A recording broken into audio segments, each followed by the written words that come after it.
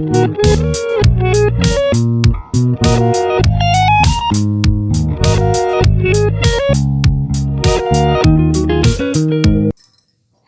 Friends, আশা করছি আপনারা আমার এই রান্না দেখছেন, আপনাদের ভালো লাগছে। আমি চেষ্টা করছি আপনাদের কাছে বিভিন্ন রান্না পৌঁছাবার জন্য, আর চেষ্টা করছি যে নতুনত্ব কিছু আপনাদের কাছে রোজকার মতন পৌঁছায়। তো আজকে আমি একটা মাছেরই আইটেম বানাচ্ছি, যেটাকে বলা হয় ঢাকাই ইলিশ।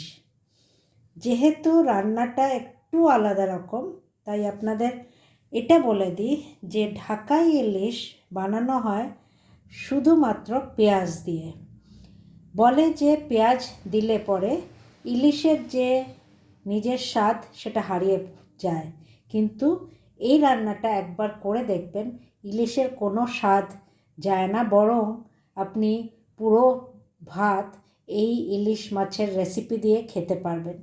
তো চলুন আপনাদের দেখাই এই রান্নাটি কত ইজি আর কিভাবে আপনাদের এটা বানাতে হবে। তো প্রথমে আমি নিয়েছি ইলিশ মাছ, খুব বড় ইলিশ না, গঙ্গার ছোট ইলিশই আছে। তো এর থেকে আমি কিছু পিসেস নেব, সেটা আপনাদের দেখিয়ে দিচ্ছি। তার সাথে নিচ্ছি হচ্ছে পেঁয়াজ। পেঁয়াজের পরিমাণটা একটু হলেও বেশি থাকবে। আমি এখানে নিয়েছি প্রায় 3টে মাঝারি সাইজের পেঁয়াজ, আর নিয়েছি কাঁচা লঙ্কা কুচি, লম্বা করে দুভাগ করে কুচিয়ে নিয়েছি। এবার দেখে নিন এই রান্নাটা কিভাবে করব। প্রথমে একটি কড়াই নিয়ে নিয়েছি, ননস্টিক কড়াই।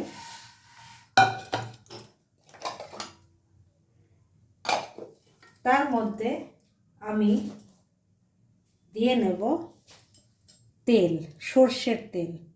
একটা কথা বলে দিই, এই রান্নাটা একটু বেশি তেল লাগে, কিন্তু আমি আজকে কম তেলেই এই রান্নাটা করব। আমি নিয়ে নিই।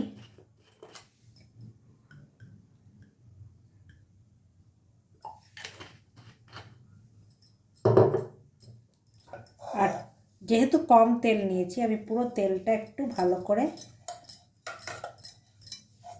কড়াইয়ের নিচে মাখিয়ে নেব।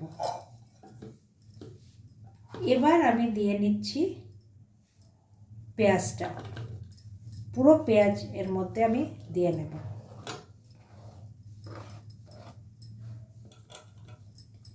একটু ছড়িয়ে দেব। এবার আমি নিয়ে নেব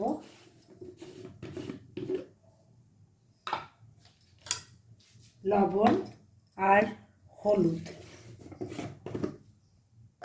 আপনি এই রান্নাতে দইও দিতে পারেন, কিন্তু আমি দই ছাড়াই বানাই সাধারণত। এবার আমি মাছ নিয়ে নেব,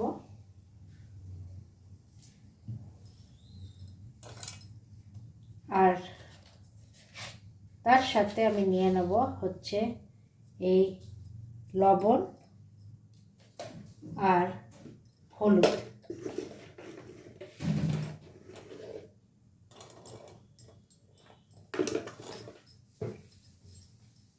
তো মাছের পিস আমি দিয়ে নিচ্ছি।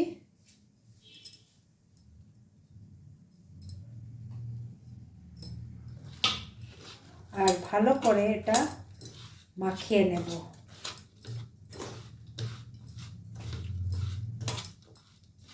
আপনি পেঁয়াজ বেটেও দিতে পারেন, কিন্তু আমার একটু পেঁয়াজ কুচিটাই বেশি ভালো লাগে, তাই আমি পেঁয়াজ কুচি দিয়ে নিচ্ছি। ভালো করে মাছটা মাখিয়ে নিয়ে সুন্দর করে এটা পেঁয়াজ।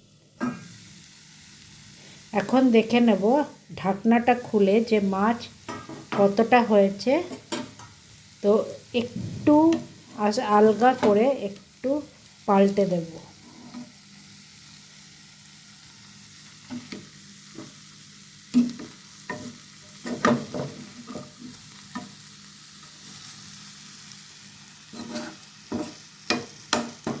কিছুটা দেখুন পেঁয়াজ ভালোই ভাজা হয়েছে। তো একটু মাছ উল্টে দিয়ে আবারও ঢেকে রেখে দেব।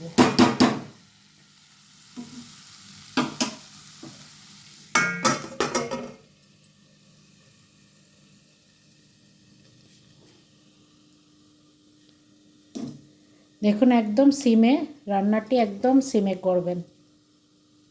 তো এইভাবে তৈরি হয়ে গেল ঢাকা ইলিশ। যখন পরিবেশন করবেন, একটি মাছ যখন পরিবেশন করবেন তার সাথে কিছুটা পেঁয়াজ দিয়ে দেবেন, আর এই পেঁয়াজ দিয়েই গরম ভাতে এটা মাখতে হয়। তো এটি খুবই সহজ পদ্ধতিতে বানানো, কিন্তু সেরামই টেস্টি এই রেসিপি। তো একবার এই ঢাকা ইলিশ বানিয়ে দেখুন কিরম লাগছে আপনাদের। So thank you guys and stay tuned to my channel Shelly and Ananya's World.